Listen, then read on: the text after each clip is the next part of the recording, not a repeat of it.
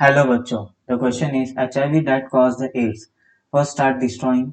Option A helper T lymphocyte, option B thrombocyte, option C B lymphocyte and option D leukocytes. So see everyone, HIV.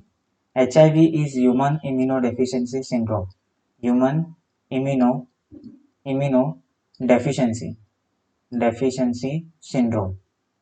Human immunodeficiency syndrome है. Okay, now these viruses is belong from the retrovirus. ये virus कहाँ से belong करते हैं? Retrovirus से belong करते हैं, जिनमें आरएनए एज अ जीनोम होता है, RNA as a genome and it has a reverse transcriptase enzyme. It has a reverse transcriptase enzyme. Okay, fine.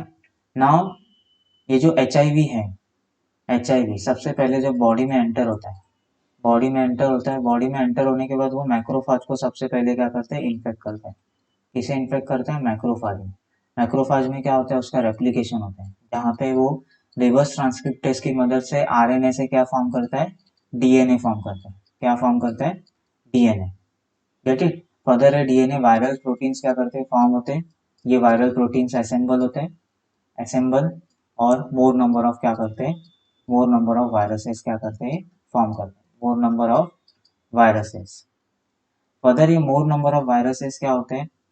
Further ये more number of viruses other macrophage cell को क्या करेंगे? Infect करेंगे और मोर number of viruses क्या करेंगे? Form करेंगे.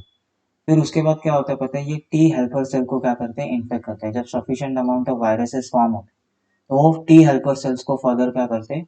आपके इन्फेक्टेड माइक्रोफाज से बर्स्ट होते हैं, ब्लड में रिलीज होते हैं, और ब्लड में जो टी हेल्पर सेल्स होते हैं उन्हें क्या करते हैं? जाके वो इन्फेक्ट करते हैं. वहां पे उनका क्या होता है? रेप्लिकेशन होता है टी हेल्पर सेल्स के अंदर. ओके, टी हेल्पर सेल्स में रेप्लिकेशन होता है.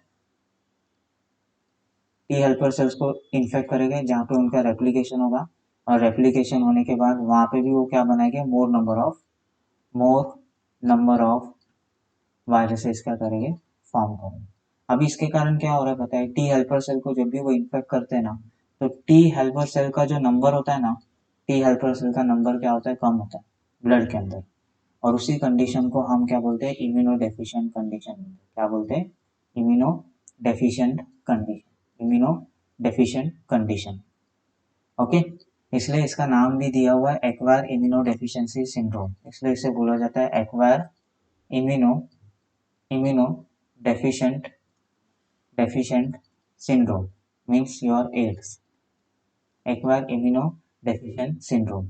इसलिए क्यों क्यों इसको ऐसे एक्वायर बोला जाता है? क्योंकि टी हेल्पर सेल कम हो रहा है, और टी हेल्पर सेल कम हो रहा है. टी हेल्पर सेल ही रिस्पॉन्सिबल होता है आपके दो इम्यून रिस्पॉन्स के लिए.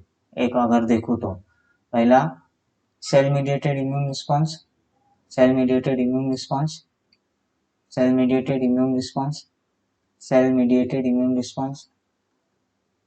ओके, और दूसरा humoral mediated immune response. Humoral mediated immune response. अभी टी हेल्पर सेल्स क्या करते हैं? अदर इम्यून सेल्स को एक्टिवेट करते हैं.